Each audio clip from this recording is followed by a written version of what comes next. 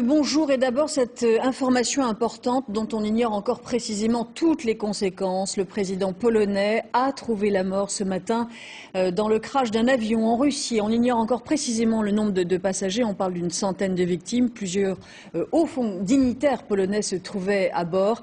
Personne n'a survécu. Sylvain Lequesne. L'avion s'est pulvérisé au sol, dans cette forêt à 8h50, alors qu'il approchait de la piste d'atterrissage. Le Tupolev 154 du gouvernement polonais s'est écrasé après avoir accroché des arbres. Éparpillant des morceaux de carlingue, ses moteurs, sa dérive. L'un des trains d'atterrissage gît à plus de 4 mètres du sol. L'appareil avait décollé de Varsovie pour Smolensk en Russie. Il n'y a aucun survivant. À bord de l'avion, le président polonais voyageait avec son épouse et une délégation composée de son chef d'état-major, du vice-ministre des Affaires étrangères, du gouverneur de la Banque centrale polonaise et de députés.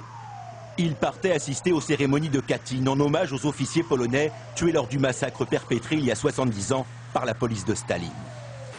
Le Tupolev 154 impliqué dans l'accident filmé ici il y a quelques jours est un avion de l'ère soviétique, un triréacteur dont la conception remonte au milieu des années 60. Selon un membre des forces de l'ordre russe, une erreur de pilotage pourrait être à l'origine de la catastrophe. Lors du crash, l'avion effectuait sa 4e tentative d'atterrissage en raison de l'épais brouillard qui entourait la région. Le contrôle aérien aurait proposé à l'équipage de se dérouter sur Minsk ou Moscou, mais le pilote aurait finalement décidé de se poser à Smolensk. Alors avec nous en direct, le correspondant de France 2 à Moscou, Laurent Boussier. Bonjour Laurent. A-t-on des informations plus précises sur ce qui s'est passé ce matin ? Déjà, on a le nombre des victimes puisqu'il y avait 96 personnes à bord, dont 87 qui faisaient partie de la délégation présidentielle. On sait aussi que l'épouse du président polonais fait partie des victimes, ainsi que le chef d'état-major de l'armée et un très haut dignitaire religieux. Alors effectivement, comme le disait le reportage il y a quelques instants, à 4 reprises, l'avion a essayé de se poser. Il y avait donc un très épais brouillard ce matin sur l'aéroport militaire de Smolensk, un aéroport militaire qui, nous dit-on, est un aéroport moderne avec des équipements tout à fait modernes.